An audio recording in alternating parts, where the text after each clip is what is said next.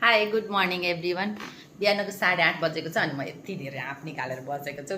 आजको ब्रेकफास्टमा चाहिँ म यो आँप खान्छु। अलिकति मैले खाइसकेँ होइन, भिडियो बनाउनु बिर्सेछु, पछि यसो रेकर्ड गरौँ भने।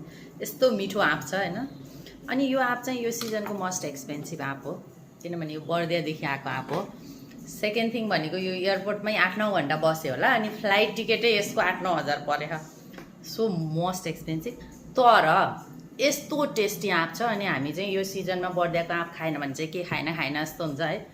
अनि बोक्रासहित खानु मजा आउँछ कि यसरी। अब यहाँ किनेको आँप त बोक्रासहित खानु मिलेन, फाल्नु पऱ्यो, धुनु पऱ्यो। यो त्यो हामी त धुँदा पनि धुँदैनौँ, उताबाट आएको आँप त होइन। यस्तो मिठो हुन्छ। अनि यसपालि चाहिँ बर्दियामा धेरै आँप फलेन, तर 10-15 केजी बुवाले लिएर आउनुभयो। यस्तो मिठो छ, कुरा नगरौँ। मैले सधैँ भन्छु, स्वर्ग गएको एक्सपिरियन्स गर्नु छ भने यो सिजनमा बर्दियाको आँप खानु होला।